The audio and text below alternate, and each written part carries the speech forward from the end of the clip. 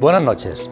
Con frecuencia los políticos se enzarzan en debates alejados de las realidades que enfrentan los ciudadanos, se enrocan en sus ideologías, reniegan de acuerdos para hacer valer la confrontación o, aunque aborden problemas, no les dan las respuestas adecuadas, lo que acaba por llevarles al descrédito y que los ciudadanos concluyan que uno de sus principales problemas sea precisamente la propia política, la confianza en las instituciones públicas, algo muy grave para la democracia y que vislumbra un futuro nada bueno.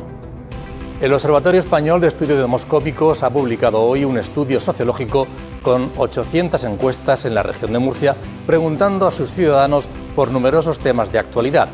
¿Qué votarían de haber elecciones generales ahora? ¿Qué les preocupa más? Si son partidarios de aumentar el gasto militar. Quédense y conocerán los resultados y el análisis. Bienvenidos.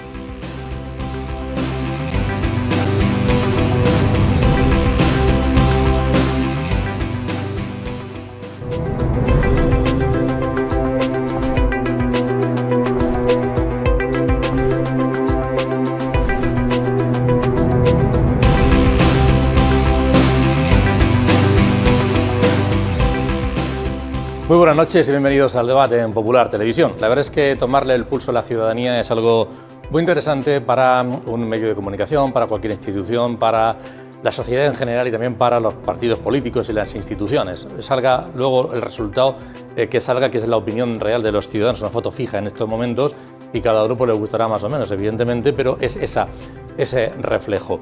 Hemos preguntado desde el Observatorio Español de Estudios Demoscópicos por numerosos asuntos, numerosos temas de actualidad que les vamos a presentar a todos ustedes ahora, les vamos a desgranar también. Lo vamos a hacer con nuestros invitados en la mesa de tertulia, que es Joaquín Asparren, periodista. Bienvenido. Hola. Joaquín, un placer. Buenas noches, gracias por la invitación, como siempre. Gracias por estar aquí. Y estar compartiendo mesa, además, con alguien tan insigne como Pablo, por supuesto contigo, y en la distancia con quien vas a presentar. Eso es, con Pablo Blesa, que además le presento a continuación, el decano de la Facultad de Ciencias Sociales y de Comunicación y que ha sido parte activa en la elaboración de este estudio. Pablo, bienvenido, buenas noches. Buenas noches, Antonio, gracias. Gracias, Joaquín, por la amistad que nos profesamos y el mutuo respeto y admiración. Y es verdaderamente es un momento feliz para la facultad, para el observatorio, para los que hemos trabajado en este documento que hoy presentamos a la opinión pública y que creo que arroja luz sobre muchos aspectos de gran interés. Y si me permites, has hablado en la introducción de la debilidad, la desconfianza, y es verdad, estaba conectando, digo, si tienes en cuenta que un 60% de los encuestados demuestra gran desconfianza hacia las instituciones, si tienes en cuenta que ni un solo líder político aprueba en una escala de 1 a 10, ninguno llega al 5, y el que recibe una nota más alta es un 4,2. Y si tienes en cuenta que 4 de cada 10 jóvenes no tienen pensado ir a votar y que la abstención conforma un paquete del 37% de los potenciales votantes, todos esos factores sumados arrojan una enorme sombra sobre la democracia liberal tal como la conocemos en España y debe preocuparnos a todos. Evidentemente, dentro de ese estudio lo que más llama la atención es la proyección de los posibles resultados en el caso de que hubiera elecciones generales, que es lo que hemos preguntado. El último observatorio preguntamos por elecciones autonómicas, en este caso por si hubiera un adelanto electoral a nivel nacional. Pero hay muchos más temas de actualidad que son francamente interesantes. Y un pilar fundamental, sin duda alguna, a la hora de elaborar, de confeccionar este estudio, es Francisco Javier López, que no está en esta mesa, pero lo tenemos en directo. Javier, buenas noches. ¿Qué tal? Muy buenas noches. Es un placer compartir con vosotros mesa en la distancia. Pero siempre estar ahí acompañando y sobre todo, como ha dicho Pablo, en un día como el de hoy, que después de un trabajo que ve sus frutos y la luz en el día de hoy, pues siempre es bien recibido y poder comentarlo y poder analizarlo más allá de los análisis que otros puedan hacer. Los medios de comunicación, lo que se han centrado fundamentalmente de manera directa, rápida y más inmediata, ha sido en la proyección de intención de voto. Vamos a empezar nosotros también por ahí, aunque luego analizaremos los demás asuntos. Vamos a ver ese gráfico. En el caso de que hubiera elecciones, un adelanto electoral a nivel general en España, en estos momentos, ¿qué votarían los ciudadanos de la región de Murcia? Recordamos ¿Qué fue lo que votaron en las pasadas elecciones? Fue en julio de 2023. El Partido Popular obtuvo 4 diputados, el PSOE obtuvo 3, Vox obtuvo 2 y hubo una coalición que era Sumar, en donde estaba incluida Podemos y estaba incluida Izquierda Unida, concurrieron juntos, que obtuvo un diputado. En este caso, esta coalición no existe, saben ustedes que se ha roto, y está Sumar por un lado, que lleva a Izquierda Unida, y por otro lado está Podemos. En este caso, ese 9,6 de votos que les permitió alcanzar un diputado no se fracciona en 2, sacando además igual 4,8 cada uno, y eso haría que no pudieran obtener ningún diputado. El partido Vox reduce un poquito el número de votos, pero seguiría sacando 2 diputados, lo mismo que obtuvo, 2, repite 2. El Partido Socialista también reduce un poquito sus votos, pero también mantiene los 3 diputados que tiene, y el Partido Popular pasa de 4 a 5, no porque que esta mañana algún compañero lo comentábamos, no porque la gente de Sumar que pierde su diputado vaya a votar al PP, sino porque al no votar los restos siempre favorecen al partido, por la ley, al partido que tiene más diputados, le cuesta menos trabajo, menos votos, seguir enganchando ya el cuarto, el quinto sucesivamente. Y esa circunstancia de la fragmentación de la izquierda haría que el Partido Popular tuviera 5. 5-3-2 sería el resultado, con una abstención que si en las elecciones fue del 31%, en estos momentos sería del 35%, aunque todos sabemos que llegado al momento de las elecciones pues se anima y evidentemente subiría un poquito más. Javier, apúntanos algo sobre estos resultados. Bueno, tú me has pisado ya gran parte del análisis, pero es verdad que los resultados lo que nos dicen fundamentalmente es que la izquierda en Murcia, la izquierda, sobre todo la izquierda del PSOE, tiene un grave problema porque esa fragmentación les penaliza tanto que si hubiera unas elecciones mañana se quedarían fuera del Congreso de los Diputados. Paradójicamente, la división es exacta. Si hace 4 años tuvieron el 9,6% de los votos, hoy Podemos por un lado y Sumar por otro obtendrían un 4,8%. Es decir, exactamente lo mismo. Si fuesen juntos, pues probablemente podrían tener representación. Con lo cual, antes de quejarse de la sociedad murciana, de la derechización de la sociedad de la región de Murcia y demás, también creo que deberían hacer un poco de autocrítica y entender que sus disputas internas, sus luchas caínitas son las que les hacen también carecer de una mayor representación. En el caso del Partido Socialista, es verdad que baja, pero estamos hablando de un Partido Socialista desgastado a nivel nacional por los múltiples casos que van saliendo en las últimas semanas, en los últimos meses, casos de corrupción, casos de prevaricación, etcétera, que obviamente están haciendo mella en su propio electorado. Pero es que además, en el caso de la región de Murcia, tenemos un Partido Socialista con un liderazgo nuevo, con un líder que es bastante desconocido todavía por la mayoría de los ciudadanos y que no saben siquiera todavía cuál es su proyecto, más allá del proyecto del propio Pedro Sánchez, pero no saben cuál es el proyecto de Francisco Lucas para la región de Murcia, con lo cual en unas hipotéticas elecciones pues probablemente la caída del Partido Socialista será parecida a lo que hemos recogido, o quizá logre amortiguarla un poquito. Y el caso del Partido Popular y de Vox no se está desinflando, puesto que logra mantener todavía la misma representación que en las últimas elecciones, pero es verdad que parece, por lo que hemos visto en los distintos grupos de edad, que no tiene tanto punch ahora mismo.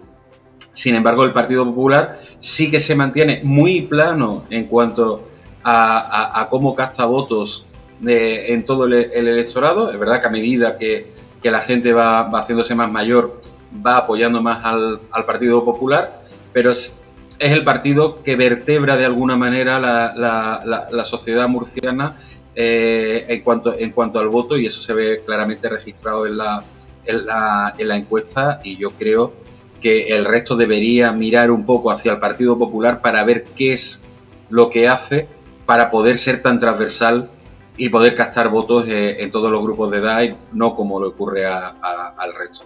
La verdad es que podemos entrar en un detalle y es los fuegos, los movimientos.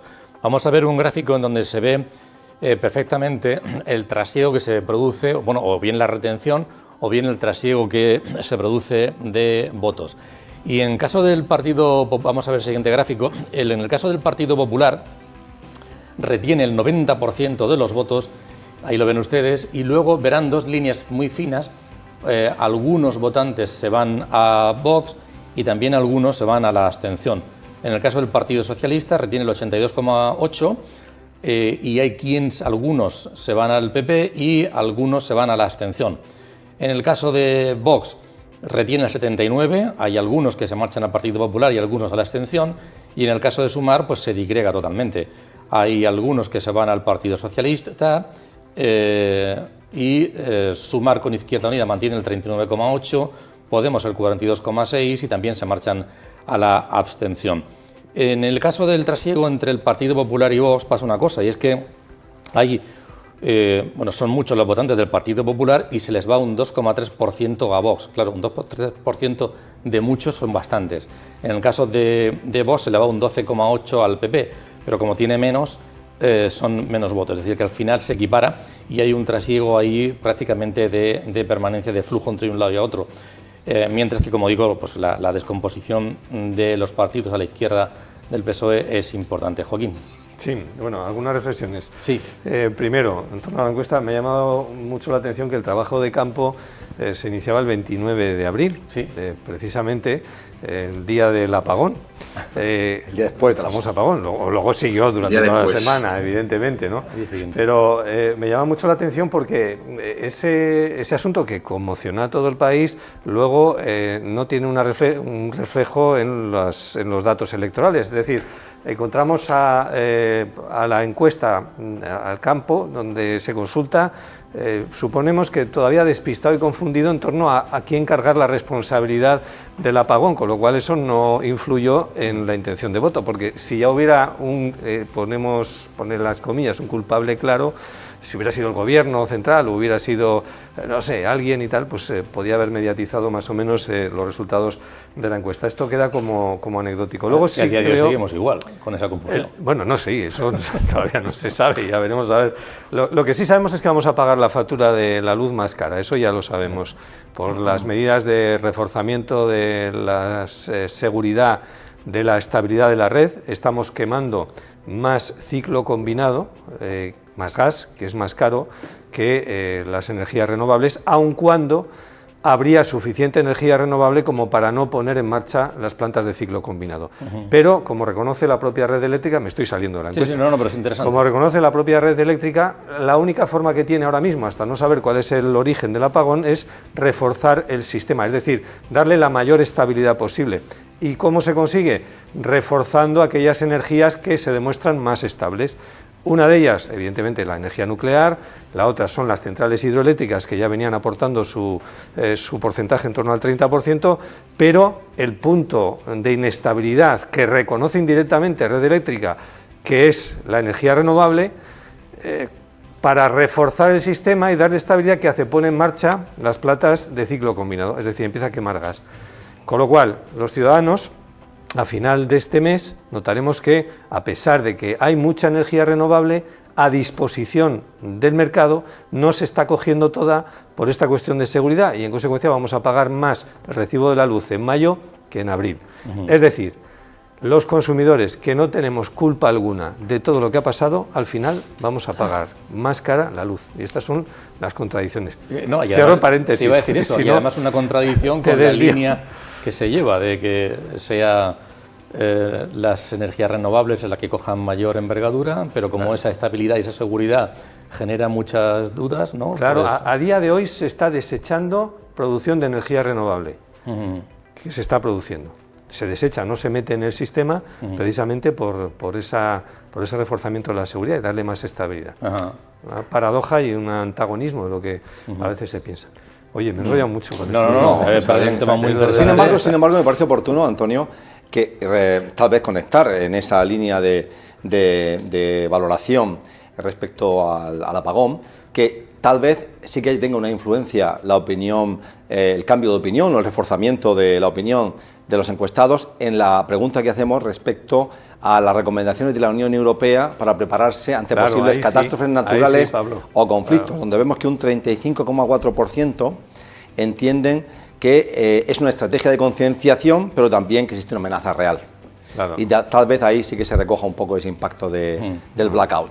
Volviendo a la encuesta del estancamiento, yo veo el estancamiento de los bloques, Eso ¿no? es. Con muy pocas diferencias, pero la región de Murcia, tanto en unas elecciones generales como autonómicas, sigue muy estabilizada en un bloque, llamémosle centro-derecha, más a la derecha, en torno al 60 y algo por ciento del voto, y en torno al 40% el voto de izquierda o más izquierda. Y esos bloques permanecen estables durante mucho tiempo y en muchas encuestas. Es decir, no hay nada en estos momentos en la política regional o en la política nacional que permita un vuelco de ese porcentaje ahora mismo, ¿no? ¿Pablo? Y luego también es importante introducir el factor en relación a la intención de voto. En primer lugar, hay que señalar que la Comunidad Autónoma de la Región de Murcia aporta 10 diputados al Congreso en unas elecciones nacionales y por eso la suma completa son 10. Y como tú has señalado, no hay de partida una descomposición del PSOE, que mantiene los tres diputados, a pesar de que, como tal vez ahora vamos a ver, el líder del PSOE, el señor Lucas, recién electo, que ha hecho una campaña más bien nacional, una carrera más bien nacional, perdón, es muy poco conocido y por tanto también es muy poco valorado, con lo cual entendemos que esta es un poco la iglesia del Partido Socialista, que votan al Partido Socialista casi sin tener en cuenta el factor líder o incluso el factor proyecto que acabas de poner de manifiesto tú, en cuanto a que todavía no ha consolidado su proyecto, lleva menos de meses en el puesto.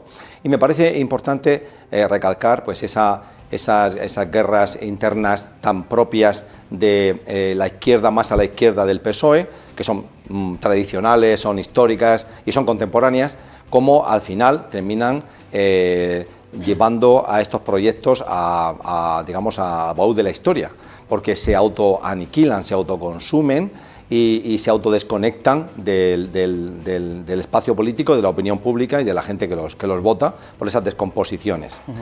Y más allá de eso, creo que no hay más allá de lo que tú has comentado, no hay más cosas que resaltar. Me gustaría destacar, hacer una reflexión, Javier, sobre una cuestión. No sé si hay un efecto, existe un efecto o no sobre lo que yo voy a decir ahora. El partido, Vox, en donde empezó a hacer alianzas cuando las comunidades autónomas, luego se rompieron con la región de Murcia, hemos preguntado en la región de Murcia, esa alianza, ese pacto se rompió. Puede haber un sentimiento en esos votantes de derechas, de PP Vox, de, por encima de todo, echar a Pedro Sánchez, ¿vale? Entonces, la duda puede ser, oye, yo voto a Vox para echar a Pedro Sánchez, pero pueden plantearse, oye, pero ¿y si luego voto a Vox y no hay un pacto, una coalición con el Partido Popular porque no se ha producido y se ha roto en Murcia? Prefiero hacer, aunque sea con la nariz tapada porque no los quiero, no es mi partido, me identifico más con Vox, votar al Partido Popular para que haya un voto útil contra Pedro Sánchez. Es verdad, por un lado, que romper los pactos, Vox seguramente lo que quería era hacer ver su distancia, y lo está haciendo continuamente, además con declaraciones que se hacen, ¿no? Hacer ver su distancia con el Partido Popular porque existe, la tiene y quiere hacer ver, ¿no? Decir, oye, mira, dejo que me absorba, dejo que me coma y desaparezco, ¿vale? Pero, entonces, con lo cual, eso puede ser negativo, pero no sé también si puede ser negativo lo otro. Seguro que lo han analizado, y tú ¿cómo lo ves? Seguro que han analizado las dos cosas. No entro en el contenido, sino en la percepción, en la opinión pública, en la imagen, en la comunicación. Me alegro que hagas esa pregunta porque yo quería ir por ahí, aunque voy a empezar por otro dato completamente distinto. Bueno, no es distinto, vamos a ver. Sí tiene mucho que ver con lo que tú estabas diciendo. Si nuestros telespectadores se meten en la página de la UCAM y ven el histórico de los distintos estudios que hemos ido publicando cada 6 meses, ya sean elecciones autonómicas, ya sean elecciones nacionales, verán que hasta el momento, hasta estas elecciones, Vox era uno de los, si no el primer, unas veces el primero, otras veces el segundo partido que más votos retenía. Es decir, recibía un trasvase mayor de votos, por ejemplo, desde el Partido Popular, que lo que se le escapaba hacia el Partido Popular o hacia la abstención o hasta ahora. Sin embargo, en este barómetro baja a la tercera posición. Vox ya está por debajo del 80% de retención de votos, en un 79% exactamente. Mientras que el PP normalmente se movía en torno al 75-80% y ahora ya lo tenemos en el 90%. ¿Vale? Esta es una de las claves de algo de lo que tú estabas comentando. Si nos acordamos de las elecciones de julio del 23, uno de los leitmotiv de Vox a nivel nacional era que había que votar a Vox porque eso era lo que iba a facilitar un gobierno de coalición con el Partido Popular, y sin embargo, cuando después analizábamos los datos, sobre todo en aquellas provincias donde teníamos pocos o se juegan pocos diputados, la fragmentación del voto entre Partido Popular y Vox lo que hizo precisamente es que el resultado del Partido Popular fuera más bajo, y sin embargo Vox no lograba una representación en muchas de esas provincias, con lo cual la suma de ambos se quedó a las puertas de una mayoría absoluta, pero no hubo un gobierno de coalición como se esperaba, y como el propio Vox hacía o quería hacer ver a sus propios electores. Con lo cual, esa lectura que has hecho tú yo creo que es completa y que además los ciudadanos a día de hoy sí lo ven como una percepción. Más adelante veremos, como hemos preguntado también, si quieren o si consideran que la situación política actual a nivel nacional necesita de una convocatoria o de un adelanto electoral. Y ya me adelanto yo y os digo que mayoritariamente los ciudadanos de la región de Murcia creen que sí. En sintonía con eso, obviamente, el PP lo que vemos aquí entonces es que lo que está haciendo esta vez es recoger un voto útil que favorezca ese posible cambio de gobierno a nivel nacional, que obviamente eso penaliza a Vox. Veremos, en una hipotética campaña electoral, veremos cómo Vox volverá a apelar a ese voto y a decir que si votas a Vox en Ávila o en Cuenca, tal, pero después la realidad es distinta. Con lo cual yo creo que los ciudadanos sí se han dado cuenta de eso, y probablemente el Partido Popular en unas nuevas elecciones generales empezará a aglutinar mucho más votos del que lo hizo en el 23, y eso obviamente sí va a ir en detrimento de Vox, que tarde o temprano terminará siendo su socio natural, pero que electoralmente va a decrecer sí o sí. Bien, vamos a ver, hacía referencia Pablo Bles hace un instante a el nivel de confianza en los políticos. Vamos a ver qué ocurre, por ejemplo, con los nacionales, ¿no? Con los líderes a nivel nacional. En este sentido, en efecto, ningún político alcanza, el nivel de conocimiento es muy alto, especialmente el del presidente del gobierno, de Pedro Sánchez, con un 98, casi un 99% de conocimiento, un 91 Alberto Núñez Feijóo, 89 tiene Santiago Abascal, 88 Yolanda Díaz y un 60 Ione Belarra. Pero en cuanto a puntuación, todos quedan por debajo del 5.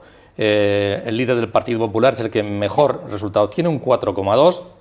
Luego tiene un 3,7 Pedro Sánchez. Están muy parecidos Santiago Abascal y Yolanda Díaz, 3,3 al primero, 3,1 el segundo. Y Ione Belarra es la peor, valorada con un 2,6. Y si nos vamos a los líderes de la región de Murcia, ahí lo que vemos es que, pues igual el nivel de conocimiento, ahí hay mucha diferencia entre el nivel de conocimiento del presidente de la comunidad, Fernando López Miras, que tiene un 96, pero luego los demás están por debajo del 57. Un 56 tiene José Ángel Antelo, 52 tiene Francisco Luca del Partido Socialista y 41,1 María Marín. Es decir, hay una diferencia muy grande en la región de Murcia entre el nivel de conocimiento del líder del PP respecto de los demás. Y en cuanto a valoración, tampoco aprueba ninguno, se queda al filo el líder del PP con un 4,9, un 4,2 obtiene Francisco Luca del Partido Socialista y muy cercanos están José Ángel Antelo con un 3,5 y María Marín con un 3,7. Ese es el nivel de conocimiento y confianza. Y ahora vamos a ver también lo que decía Francisco Javier. Le hemos preguntado, en efecto, si hubiera unas elecciones al revés. ¿Qué le parecería a usted que sería más adecuado en el país? ¿Que se convocaran elecciones anticipadas? ¿Mantener el actual estado de pactos? ¿Qué opina? Y vienen ustedes ahí que es abrumador. El 54% considera que deberían convocarse elecciones anticipadas, mientras que en 31% creen que debería mantenerse el escenario actual de pactos. Ya les digo una cosa, hay votantes del Partido Socialista, una masa importante, que pide adelanto electoral, otra, la mayoría, eso sí, quieren continuar con el escenario actual de pactos, y a la izquierda del PSOE prácticamente todos desean que se mantenga la política de pactos. Esto no ocurre en la región de Murcia, porque si vemos el siguiente gráfico, en la región de Murcia, la mayoría de ciudadanos creen que el PP debería seguir gobernando en solitario, es un 39,6%, mientras que el 28,8% creen que debe convocarse elecciones anticipadas. Y hay un 15,6% que piensa que debería pactar con el partido, con Vox, para alcanzar una mayoría absoluta. Joaquín, toda esta amalgama de datos arroja un poquito de luz.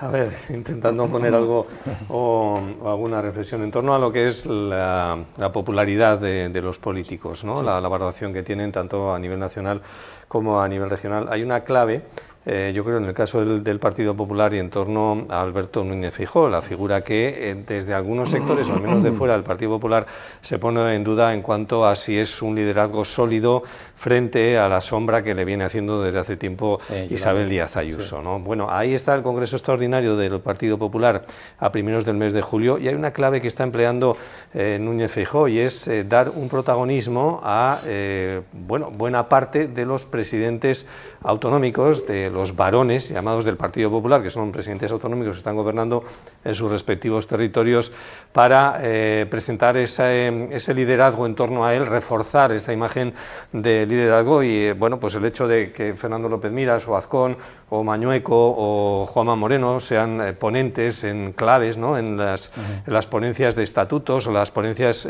políticas, les da una mayor relevancia, y frente al electorado y frente a la militancia del PP, Núñez Feijóo aparece como más arropado, reforzado por una especie de guardia de corps, que estos son mis hombres.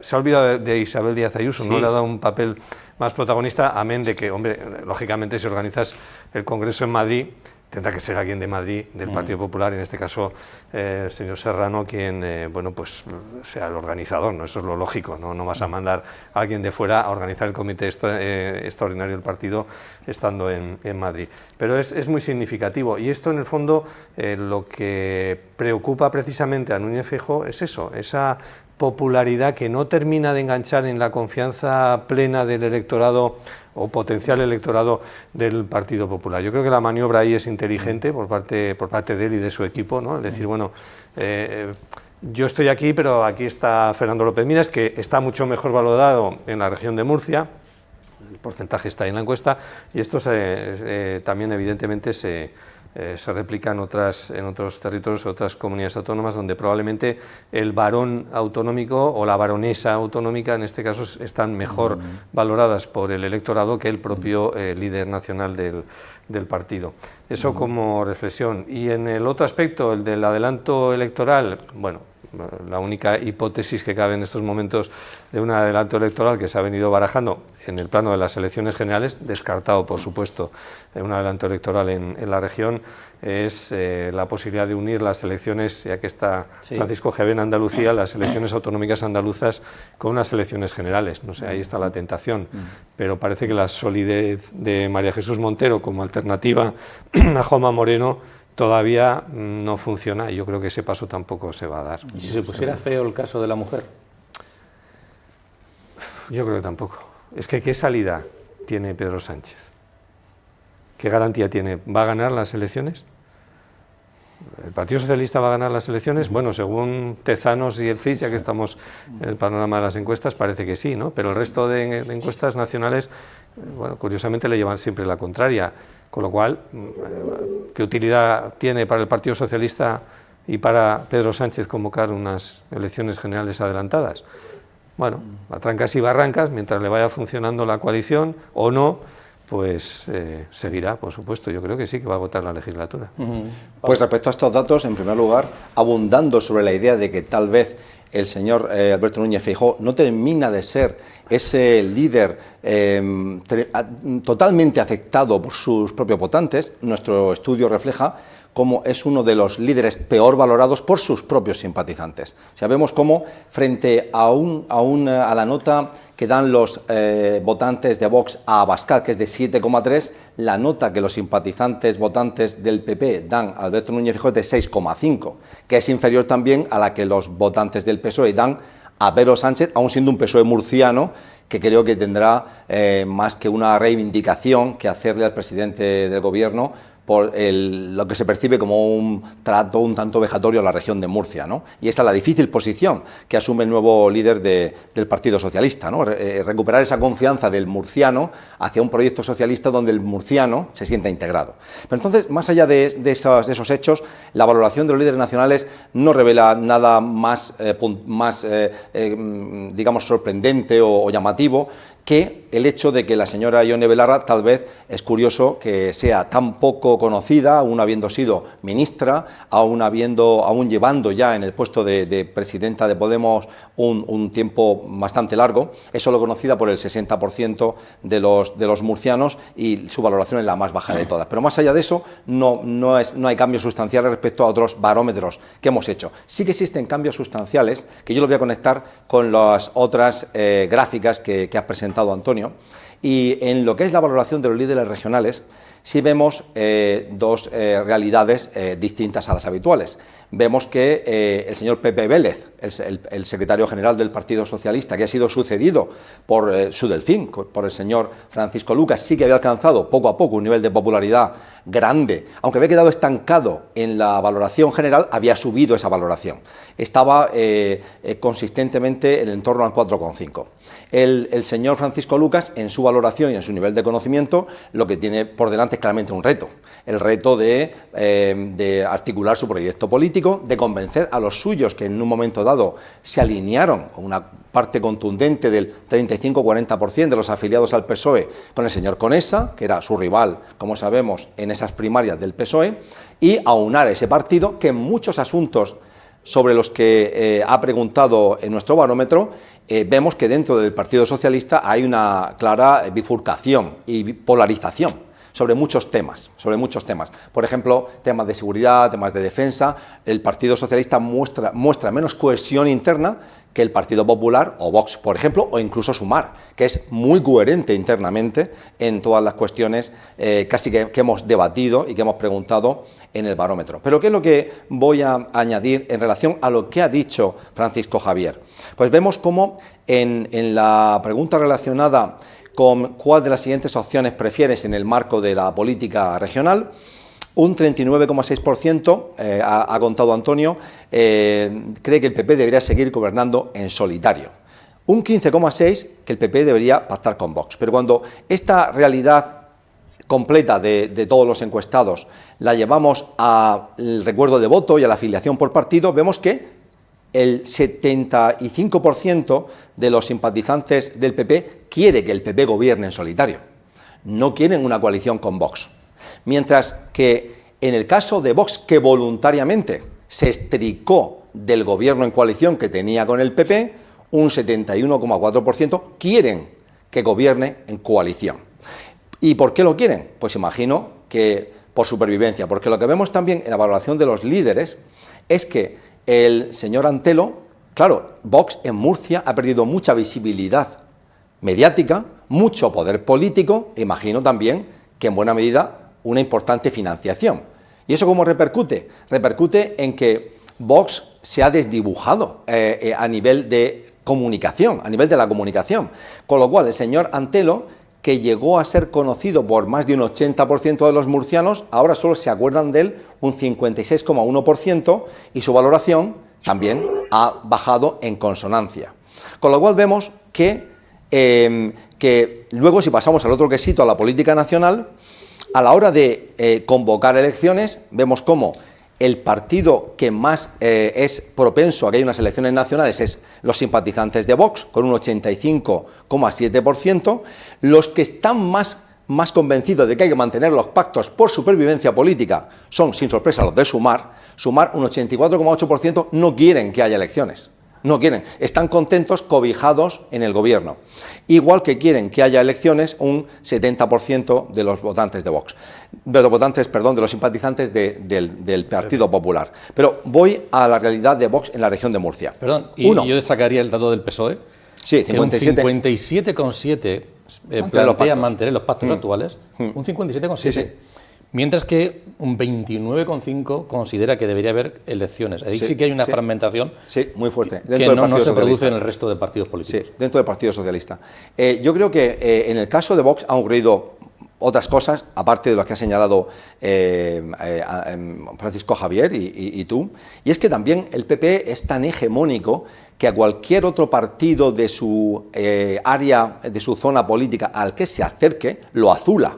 Hemos visto cómo ha consumido y desguazado a Ciudadanos, cómo lo asimiló y lo desguazó. Entonces, aunque creo que el señor Abascal ha sido muy inteligente, hábil y ha tenido un gran sentido estratégico al generar un aprisco donde ha identificado muy claramente las señas genéticas de Vox como diferenciales de lo que es el Partido Popular y ha hecho hincapié en los puntos en que son distintos, poco a poco ha forzado al PP, hablo de la región de Murcia, a asumir parte de su ideario y parte de su mensaje. Y si eso es un éxito político, por un lado, por el otro, con esa maquinaria tan potente que tiene instalada en la región de Murcia el Partido Popular, rápidamente, si asume tus mensajes, asume a tus votantes. Y por eso vemos en nuestro barómetro esa salida tan importante, esa succión de simpatizantes de Vox, que en un 12,8% ahora pasan a un PP que ellos entienden que se ha reverdecido, en el sentido que se ha afiliado a muchas de las banderas políticas que levantaba antes en solitario Vox. Vamos a dejar la parte estrictamente, bueno, no del todo, no la dejamos todavía, meramente electoral, porque hemos preguntado por los problemas, los asuntos que más preocupan a los ciudadanos, asuntos tanto en la región de Murcia como asuntos a nivel nacional. Coinciden prácticamente todos, pero hay una importante diferencia. Vamos a ver ese gráfico y verán ustedes que, en primer lugar, a nivel nacional lo que más preocupa es la situación política. Esto no aparece en el ámbito regional. La región de Murcia no es algo que esté encima de la mesa. En España sí preocupa la situación política. Sin embargo, el resto de temas sí que son comunes. La preocupación por la vivienda, que es el primero en la región de Murcia y segundo ya en España. El paro, que es segundo en la región de Murcia, cuarto en España. La seguridad es el tercero en la región de Murcia. Inmigración, seguidamente, cuarto en la región de Murcia, tercero en España. Y la sanidad, el quinto en ambos sitios. Es decir, que podríamos ver que, de alguna manera, lo que se percibe es que la situación política que preocupa y mucho a nivel de España, luego ya en la región de Murcia por los temas más cercanos, ¿no?, que les tocan más al ciudadano, la vivienda, el paro, la seguridad, la inmigración, la sanidad, son los asuntos que más preocupan. Y luego hablábamos de, insistiendo en ese apartado de la situación política, lo que genera es la desconfianza en las instituciones que yo les apuntaba a ustedes anteriormente, porque cuando hemos preguntado por la confianza en las instituciones, pues la verdad es que el resultado, fíjense ustedes, es descorazonador, porque el 39,6% dice que tiene poca confianza y el 18,9% ninguna. Es decir, que en la suma nos vamos a un 60% de personas prácticamente que dicen que o poca o ninguna confianza en las instituciones. Es decir, esto es algo, francamente, que yo creo que todos los partidos políticos, todos, deberían planteárselo, porque al final eso es bastante negativo para la democracia. Javier, es así, ¿no? ¿Coincides? Sí, coincido plenamente. Una cosa, antes de seguir el análisis. Pablo, a bote pronto, ¿de qué era ministra Ione Belarra? ¿De Asuntos Sociales?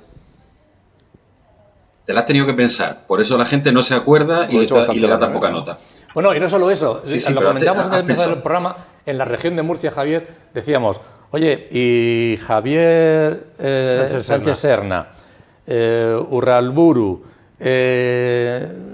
María Marín, tal, si preguntáramos en la calle de esos dos bloques a quién pertenece cada uno de ellos, yo creo que sería totalmente farragoso, ¿eh? No, la gente no sabría porque han concurrido juntos, han concurrido por separado, unas veces tal. Entonces la gente le genera una confusión. Los problemas de la región de Murcia y de España. Efectivamente, claro. Vemos que la situación política, los ciudadanos de la región de Murcia lo consideran como su principal problema, digamos, a nivel nacional. O sea, vemos como ese fango de que el presidente del gobierno tanto se vanagloria en hablar del fango de los demás, no del fango propio, desde la región de Murcia los ciudadanos lo están viendo como un problema para la gobernabilidad del país, relegando a un segundo puesto otra cosa que es muchísimo más esencial para la vida de una persona, como puede ser la vivienda, o relegando al cuarto puesto el paro, o al quinto la sanidad.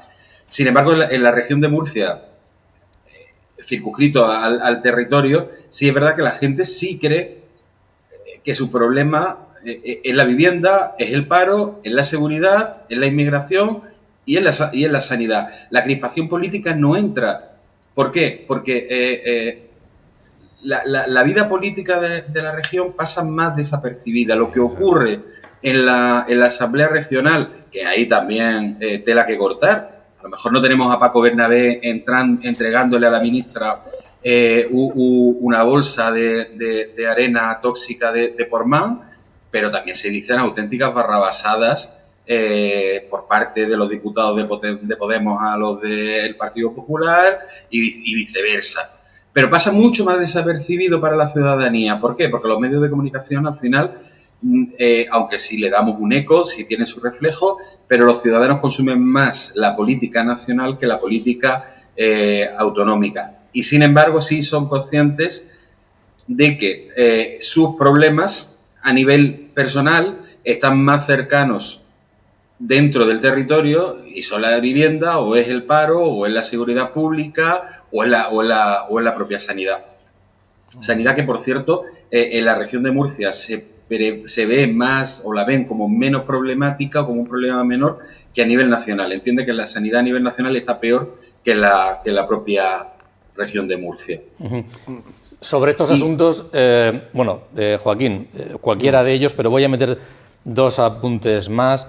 Hemos preguntado por la política migratoria y en este sentido, pues lo que opinan los ciudadanos es que es demasiado permisiva. Ahí vemos, además de manera muy importante, un 61,6% considera que es demasiado permisiva frente a un 18,6% que considera que es adecuada.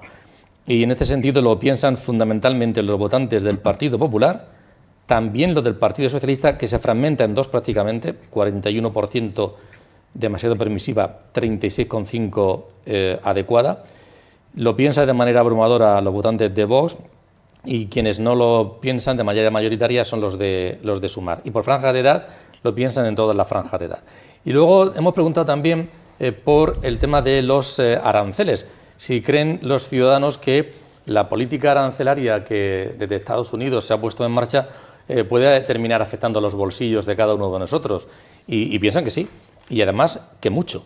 El 42,7% piensan que mucho y el 34,9% piensa que algo, que al final nos va a terminar afectando. Y esto pues es bastante generalizado en toda la franja de edad y demás. Joaquín, cualquiera de estos asuntos, sí, ¿cuál te llama la atención? Algún par de reflexiones. Estoy un poco en la línea de lo que comentaba Francisco Javier, que es los ciudadanos en la encuesta no perciben el tema de la polarización política aquí en la región como sí lo hacen en el nivel nacional, precisamente por esa proyección que los ciudadanos tienen de la política regional frente a la política nacional. Los grandes titulares, los grandes ejes de lo que ahora mismo es la crispación política en el país están en la esfera nacional, y aquí, sumado a la, digamos, falta de interés de buena parte de la población de la región de Murcia por seguir el día a día del debate político regional, hace que evidentemente pues no sea uno de los problemas a destacar dentro de las preocupaciones. Sí lo es el de la vivienda, porque evidentemente hay datos demoledores. Estamos prácticamente, si no en un estancamiento, en un despertar del sector de construcción de vivienda que no termina de dar los primeros o los últimos bostezos, de tal suerte que nos encontramos con que un dato que se barajaba esta mañana, lo barajábamos en Onda Regional, que es que creo que el año pasado se construyeron apenas 3.000 viviendas en la región. De nueva construcción estamos hablando cuando la necesidad del mercado está demandando 10.000, y este año la tónica va a ser muy parecida, con lo cual hay una grave dificultad de acceso a la vivienda por parte de los ciudadanos de la región de Murcia, y es lógico que se refleje como una de las principales preocupaciones. El tema, sí, sobre todo en los jóvenes. Y sobre todo en los jóvenes, evidentemente. Y luego en el tema, y aquellas clases que económicamente pues sufren a la hora de pagar un alquiler o de poder incluso acceder a la primera entrega de la construcción de una vivienda nueva o para hacer una vivienda de segunda mano. Y en el tema de la inmigración, estamos en una región cuyo sector agroalimentario en general supone un importante porcentaje del Producto Interior Bruto.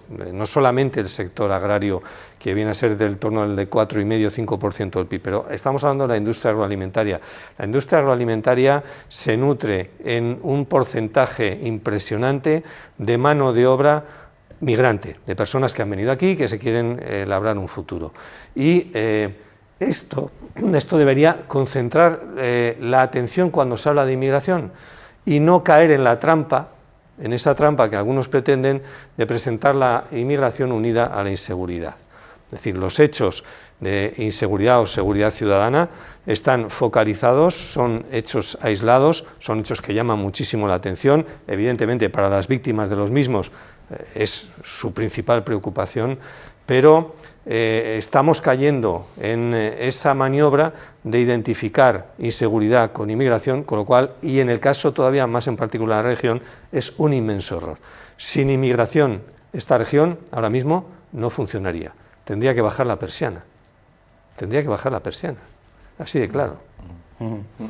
Hay también dos asuntos más que hemos preguntado, que están también, han ocupado los medios de comunicación estos últimos días con frecuencia. Uno de ellos es el uso de las pantallas en los centros educativos. Lo hablamos, Joaquín, bueno, tú también, seguro que en Onda Regional lo habéis abordado, porque tanto el Gobierno de la región de Murcia como a nivel nacional se han planteado limitar, bueno, ya se han planteado y van a sacar además normativas, limitando el uso de los ordenadores y de las pantallas, en definitiva, tanto en primaria como en secundaria, limitar el uso porque consideran que es negativo, incluso hasta de los utilizar herramientas o aplicaciones que simulen juegos, ¿no? Y se va a limitar bastante. Hemos preguntado en ese sentido qué opinan los ciudadanos, si consideran que se deben prohibir o que debe haber una limitación. Y ven ustedes ahí lo que responden. Y es que de manera muy importante creen que sí debería haber una limitación, que debería acotarse. Eso es de manera muy, muy importante. Es un 51,4%. Y luego hay un 34,6% que lo que entiende es que no debería acotarse, pero debería usarse siempre bajo la tutela del profesor. Es decir, en unos horarios, con un control, una supervisión del profesor. Y luego hay un porcentaje importante que no tiene claro qué debería hacerse, qué sería lo más adecuado. Este es un tema importante que en los centros de enseñanza se está abordando. De hecho, hace pocas semanas hicimos un programa en el que tratamos este tema bastante en profundidad. Y luego la delincuencia. Preguntamos también cómo la perciben los ciudadanos. La delincuencia, si es un problema que sienten cercano o no. Y vamos a ver el gráfico. Ahí lo tienen ustedes. Y bueno, pues algo inseguro se considera, la mayoría de los ciudadanos creen que es un 14%, no,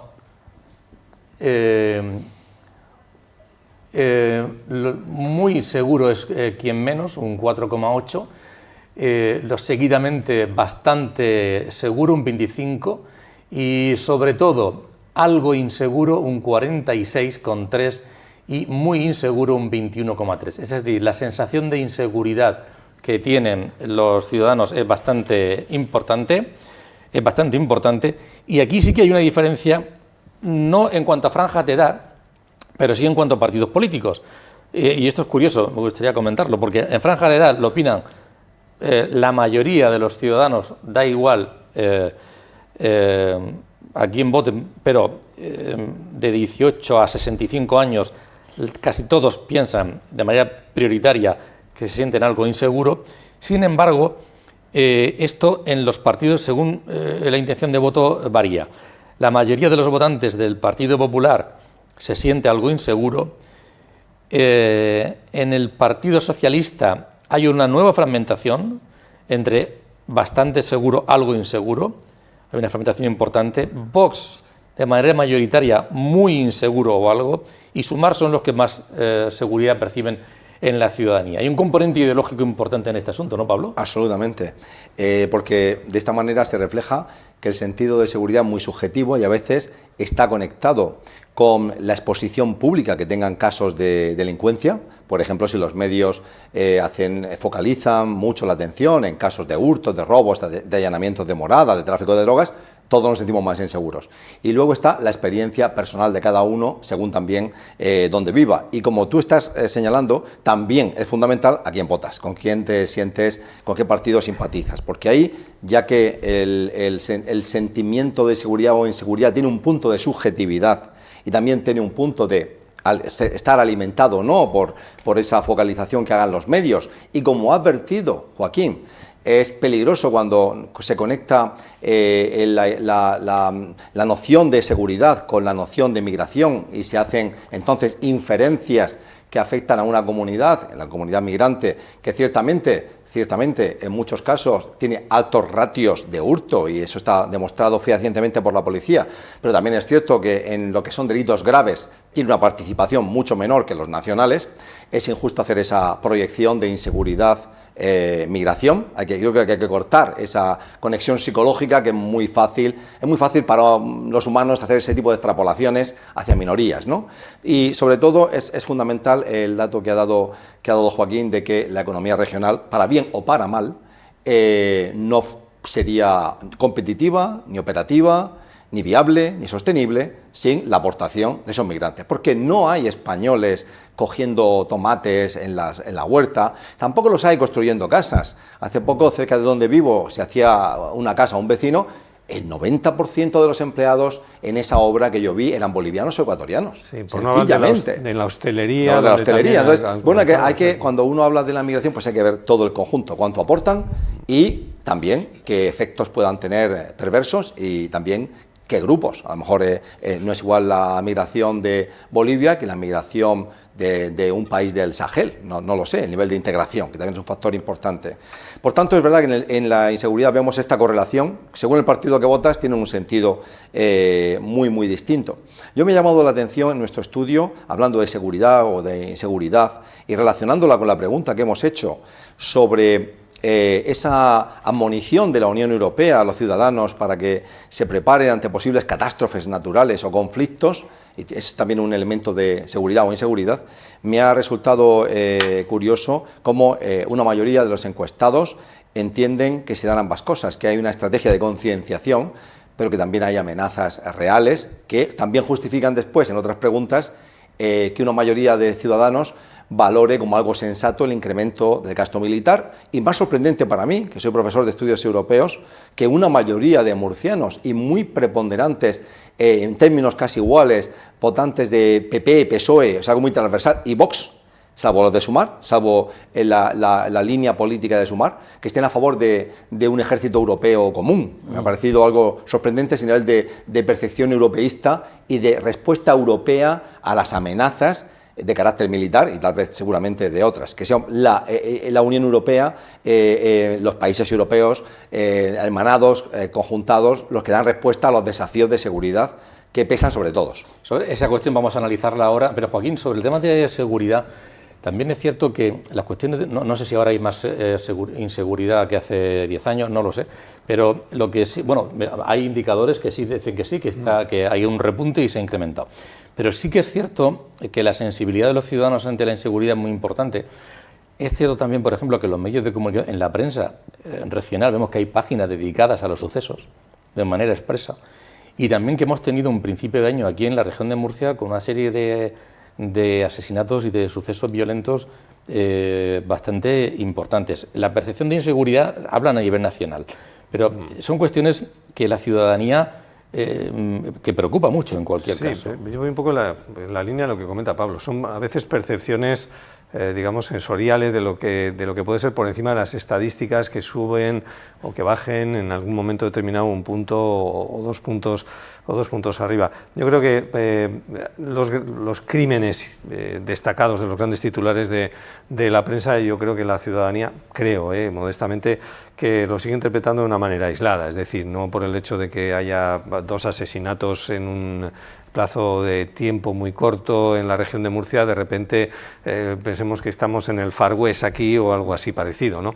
Pero sí la sensación de esa delincuencia, digamos, menor, la de los hurtos, la de los robos, la del señor que baja al garaje y se encuentra que le han intentado, esa cala y cala mucho, y eso sí que hace que se extienda o no la percepción de si estamos en una sociedad más segura o más insegura, ¿no? Entonces, controlar este tipo de delincuencia, vamos a llamarle menor, pero que es muy importante en cada caso particular de cada una de las víctimas, yo creo que es un reto que tiene por delante las fuerzas de seguridad del Estado, y hay que recordar también la colaboración de las policías locales, ¿no?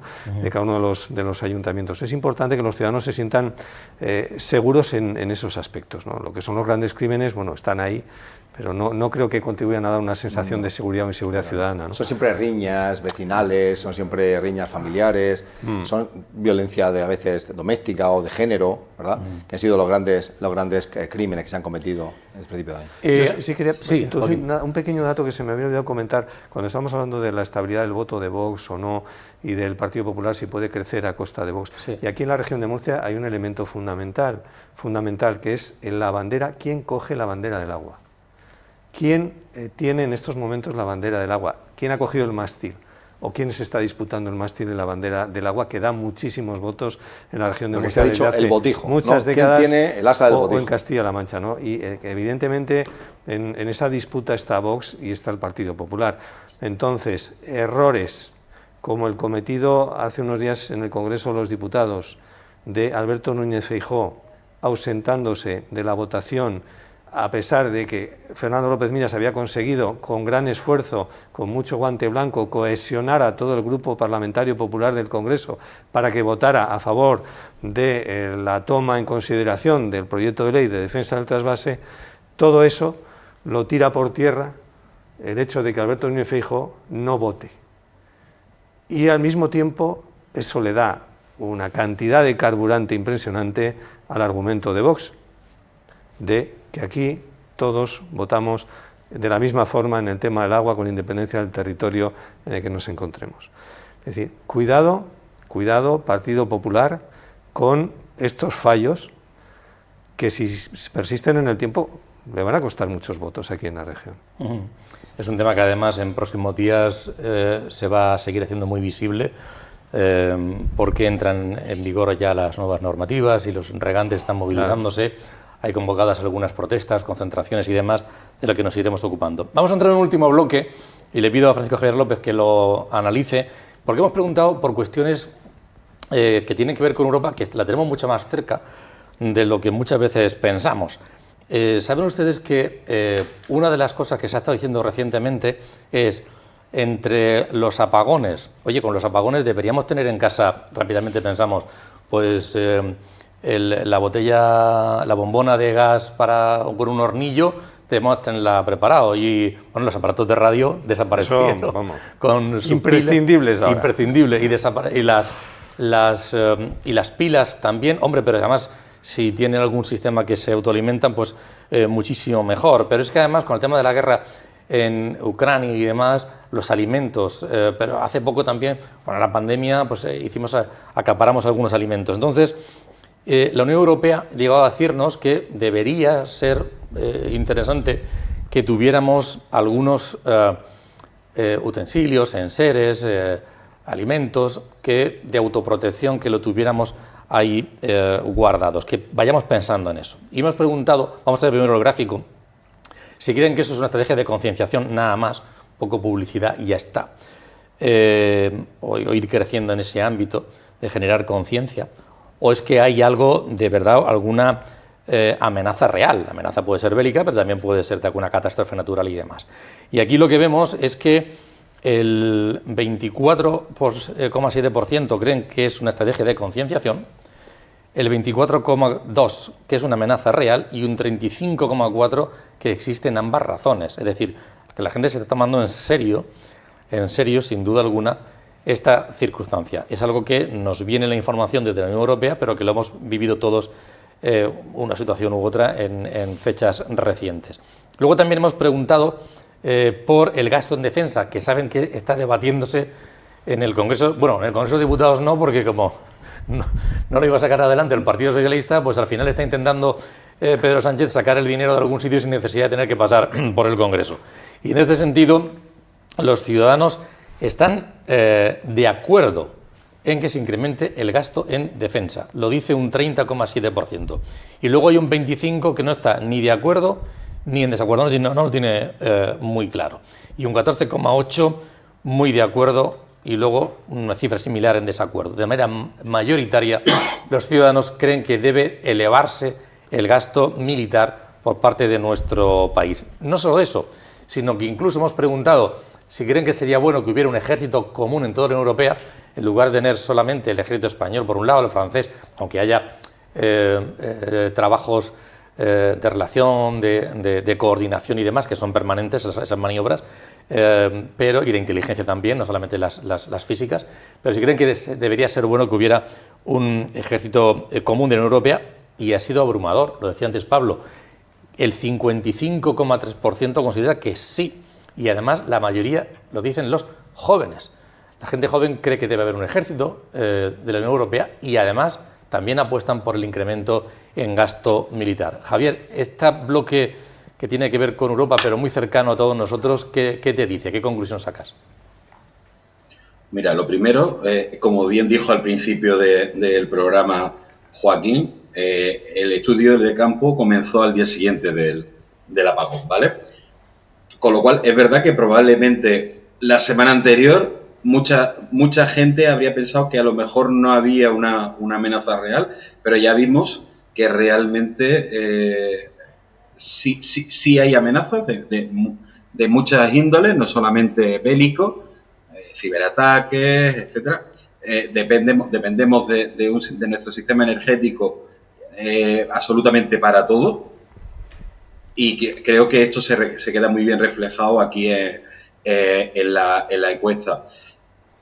Es curioso que todos los grupos de edad consideran que es una ponderación entre ambas razones, entre que hay una amenaza real o que es una estrategia de concienciación, menos los votantes de Sumar, que mayoritariamente creen que simplemente es una estrategia de concienciación.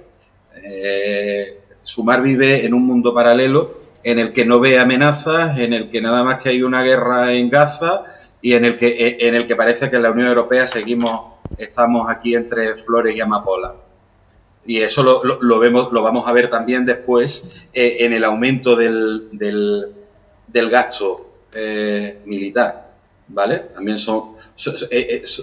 ellos están completamente en desacuerdo con el aumento del gasto, mientras que en el resto de partidos todos los votantes mayoritariamente, o el grupo mayoritario, es de gente que está de acuerdo con el aumento del gasto militar, o del compromiso de aumento del gasto militar con la OTAN. Y el tercer gráfico que hemos visto, que es el ejército europeo, vemos que el 55% de los encuestados creen que necesitamos o que debería existir ese ejército europeo. Nuevamente volvemos a verlo en todos los votantes de todos los partidos, menos en los de Sumar. ¿Y por qué? hay que preguntarse por qué los ciudadanos perciben que necesitamos un ejército europeo. Vamos a ver, si tenemos ya una sociedad lo suficiente madura como para ver que la política económica básicamente nos viene impuesta desde las decisiones se toman desde Bruselas, desde la Unión Europea, la guerra arancelaria que hemos tenido o el amago de guerra arancelaria con Estados Unidos, todas las decisiones se toman en la Unión Europea, con lo cual la política agraria, la política de pesca, todo nos viene desde la Unión Europea, con lo cual yo creo que la sociedad después de más de 30 años como miembros, casi 40 años ya como miembros de la Unión, entienden que necesitamos un paraguas de seguridad común, al igual que al igual que tenemos el resto de políticas públicas comunes, necesitamos un sistema de defensa común y no la descoordinación del presidente Macron de Francia dice tal, Pedro Sánchez dice cual, la otra dice no, oiga, vamos a ponernos de acuerdo porque los europeos ante las amenazas que tenemos, que además ya empezamos a percibirlas como bastante reales, necesitamos unas estrategias de defensa común y un ejército sería también probablemente conveniente. Uh-huh. ¿Y sería compatible con ese gasto, con el aumento del gasto con la OTAN? Pues probablemente sí. Y sea bastante necesario. Y no hablamos solamente de comprar tanques o comprar balas. Estamos hablando de ciberseguridad, estamos hablando de otras muchas facetas que no solamente es el tema bélico en sí. Joaquín, para poner el punto y final, estamos ya fuera de tiempo. Sí. Esa otra seguridad con una componente europeo importante. Muy brevemente, nos han entrado las prisas en Europa porque de repente nos hemos encontrado con la posibilidad de quedarnos huérfanos de papá Estados Unidos, verdad, con relación a lo que venía siendo una cómoda defensa que teníamos nosotros, porque para eso estaba el ejército estadounidense. Yo solamente voy a dar dos noticias de esta semana. Dos. Uno, encontrada además en la prensa norteamericana, un informe con fotografías donde se ve cómo el ejército ruso está reforzando los efectivos en la frontera frente a Finlandia.